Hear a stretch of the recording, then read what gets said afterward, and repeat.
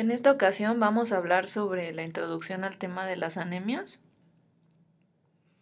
Y bueno, la anemia se define como la disminución de la hemoglobina en los glóbulos rojos circulantes en la sangre en relación con un valor establecido como adecuado por la OMS según la edad y el sexo de la persona. Es considerada por algunos autores como una enfermedad hematológica en sí misma, aunque en algunos casos no es evidente la presencia de síntomas. Pero hay autores que consideran que no es una enfermedad en sí misma, sino más bien un signo que aparece secundario a una enfermedad primaria. Esta es la más aceptada. Entonces, para poder introducirnos adecuadamente al tema, vamos a hablar sobre el plasma. El plasma, pues es el componente líquido de la sangre. Puede aislarse haciendo girar un tubo de sangre a gran velocidad, que es la centrifugación, y las células y plaquetas más densas se van hacia el fondo del tubo y forman capas rojas y blancas, mientras que el plasma se mantiene en la parte de arriba y forma la capa amarillenta. El plasma corresponde el 60% del total de la sangre y es aproximadamente 90% agua y 10% va a estar formado por iones, proteínas, nutrientes, desechos y algunos gases disueltos. Los iones y proteínas y también otras moléculas que se encuentran en el plasma son importantes para mantener el pH de la sangre y el equilibrio osmótico, en el cual la albúmina, que es la principal proteína del plasma, tiene un papel muy importante. El otro 40% va a estar conformado por un componente celular que corresponde a los glóbulos blancos, que se dividen en granulocitos y agranulocitos, y glóbulos rojos, que son en los que nos vamos a enfocar en esta parte de la clase. Este esquema lo he colocado para indicar que nos centraremos en la línea roja, de la cual proviene el eritrocito. Lo importante y que quiero hacer notar en esta diapositiva es que mientras más inmaduras son las células, hay una mayor tasa de proliferación y un menor grado de diferenciación, mientras que entre más maduras son las células, estarán más diferenciadas y por lo tanto habrá una menor tasa proliferativa. Bien, entonces la eritropoyetina es una glucoproteína que funciona como un factor modulador de la eritropoyesis. Más específicamente es un estimulante natural de la síntesis de eritrocitos. Se produce, en primer lugar en el hígado fetal y posteriormente en el adulto.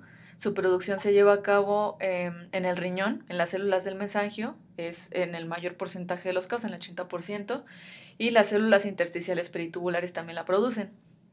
La eritropoyetina, una vez que ha sido sintetizada, va a viajar a la médula ósea para estimular la diferenciación de las células madres hematopoyéticas.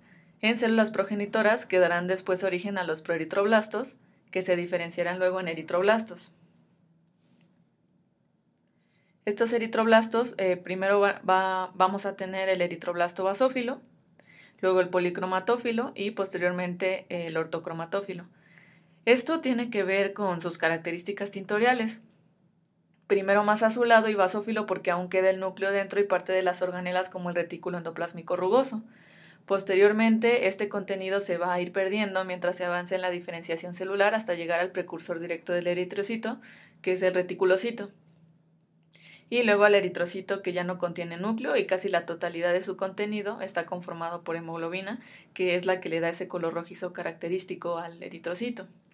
No es tan importante, pero lo voy a mencionar.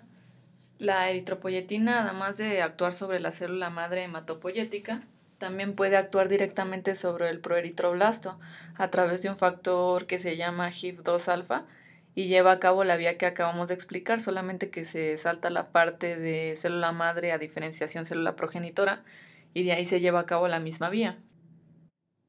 Pero entonces, ¿cómo se da cuenta el organismo que necesitamos producir glóbulos rojos? El principal estimulante de la síntesis de eritropoyetina es la hipoxia.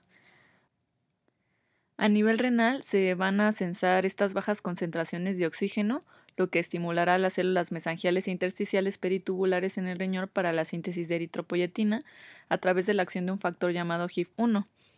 Y es así como se promoverá la eritropoyesis para la distribución de oxígeno en los tejidos.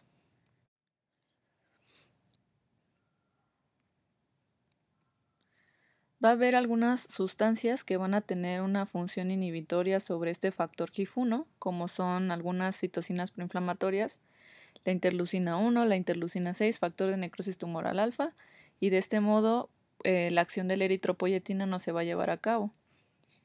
Esto nos puede explicar cómo es que en algunas enfermedades inflamatorias crónicas puede llegar a haber la presencia de una anemia normocítica normocrómica.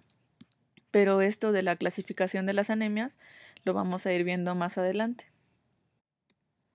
Aquí podemos observar una imagen del eritrocito y su estructura. Como habíamos dicho, pues son células especializadas y su función principal es el transporte del oxígeno a los tejidos. Son células pequeñas y bicóncavas, más delgadas en el centro, miden 7.8 micras y no contienen mitocondrias ni núcleo como lo habíamos mencionado. Estas características le van a permitir realizar su tarea de una manera más eficaz. Su tamaño pequeño y su forma bicóncava aumentan la relación entre la superficie y el volumen, que mejora el intercambio de gases, mientras que la falta de núcleo crea un espacio adicional para la hemoglobina. La falta de mitocondrias impide que el eritrocito utilice parte del oxígeno que está transportando. Esto aumenta la cantidad de oxígeno al máximo para entregarlo a los tejidos del cuerpo. Los eritrocitos viven aproximadamente 120 días y los viejos o los que están dañados se descomponen en el hígado y en el vaso, mientras que se producen otros nuevos en la médula ósea a través de la acción de la eritropoyetina, que es lo que acabamos de revisar. Este ciclo de retroalimentación garantiza que la cantidad de glóbulos rojos del cuerpo se mantenga relativamente constante. Y entonces, habíamos quedado que las células precursoras inmaduras, que aún contienen núcleo y por tanto capacidad de realizar mitosis, proliferan. Para poder tener en regla las condiciones nucleares y llevar a cabo esta función es necesaria la participación de ciertos cofactores. En este caso, son de suma importancia algunas vitaminas del complejo B, la vitamina B9 o folato o ácido fólico y la cobalamina o vitamina B12. En una segunda parte del video vamos a revisar el metabolismo de estas y su importancia en el desarrollo de la célula roja y en la patogénesis de algunos tipos de anemia. La célula precursora más inmediata del eritrocito habíamos quedado que es el reticulocito. Aún contiene una pequeña porción de contenido nuclear y es importante hacerlo notar porque el reticulocito nos servirá después como un indicador de la cantidad de eritrocitos que se están produciendo en la médula ósea y nos va a permitir clasificar algunas anemias como regenerativas o regenerativas. Este reticulocito se irá haciendo cada vez más pequeño y perderá el núcleo por completo, para así dar origen al eritrocito que comentamos que está prácticamente lleno de hemoglobina. La hemoglobina es una proteína de 4 cadenas que contiene el grupo hemo. Este grupo hemo requerirá de la presencia de hierro para la fijación de oxígeno. Esto es importante porque la carencia de este elemento también está implicada en la patogénesis de la anemia ferropénica, que es tipo microcítica hipocrómica. También vamos a hablar del metabolismo del hierro en otra parte de la presentación para no sobrecargar demasiado este video. Como último tópico de este video introductorio para poder adentrarnos bien en el tema de las anemias, me gustaría hablar sobre el ciclo de vida del eritrocito. Para que sea más claro, por favor acompáñame en la numeración del esquema. Vamos a iniciar en el sistema retículo endotelial o sistema mononuclear fagocítico del vaso, donde los eritrocitos son destruidos por fagocitosis. Como producto de esta fagocitosis y ruptura del eritrocito, vamos a obtener dos productos de la hemoglobina, que es de lo que está formado el eritrocito. Vamos a obtener globina y el grupo hemo. La globina, al ser metabolizada, va a desintegrarse en aminoácidos que posteriormente podrán ser reutilizados para la síntesis de nuevas proteínas. Mientras tanto, el grupo hemo será metabolizado en hierro y bilirrubina. El hierro férrico o hierro más 3 se une a la transferrina en el plasma y es transportado para su almacenamiento unido a la ferritina. Antes debe ser transformado a hierro ferroso o hierro más 2 para poder mantenerse dentro del tejido. En este caso, dentro del hepatocito. Este es su sitio de almacenamiento para la formación de reservas. Cuando es requerido, se transforma en hierro férrico nuevamente porque es la forma del hierro que puede unirse a la transferrina. El hierro no puede encontrarse de manera ionizada en el plasma, debe estar unido a la transferrina. Esto más que nada tiene que ver con la formación de radicales libres a la que está propenso el hierro en esta forma. Siempre debe estar unido a la transferrina cuando está en el plasma. Una vez unido a la transferrina nuevamente, ésta lo transporta hacia los sitios donde es requerido. En este caso, a médula ósea roja para la integración de los grupos hemo de la hemoglobina, que en conjunto con los cofactores, como la vitamina B12 y la acción reguladora muy importante de la eritropoyetina, favorecen la eritropoyesis o producción de eritrocitos. Los eritrocitos maduros viajan por el torrente sanguíneo y realizan su función, que es la repartición de oxígeno en los tejidos, hasta completar su ciclo de vida de 120 días y volver a ser degradados en el sistema retículo endotelial. Y ya nada más para no dejar inconcluso el esquema, solamente mencionaremos en general qué es lo que sucede con la bilirrubina obtenida del metabolismo del grupo hemo. La imagen es bastante clara y sencilla.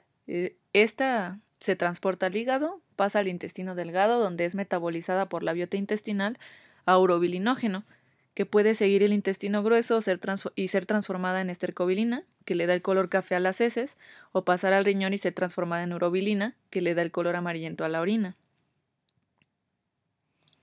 De este modo, pues concluimos la parte 1 del tema, que es la introducción a las anemias. En la parte 2 hablaremos sobre conceptos básicos y clasificación para posteriormente en una tercera parte hablar sobre el metabolismo de los diferentes contribuyentes de la síntesis, desarrollo y función de los eritrocitos. En este video revisamos definición de anemia, componentes del plasma, eritropoyesis, eritrocito, estructura, función y ciclo de vida. Esperamos haberte ayudado. No olvides complementar tus conocimientos con bibliografía actualizada. Si te gustó el video, apóyanos con un like y suscríbete al canal.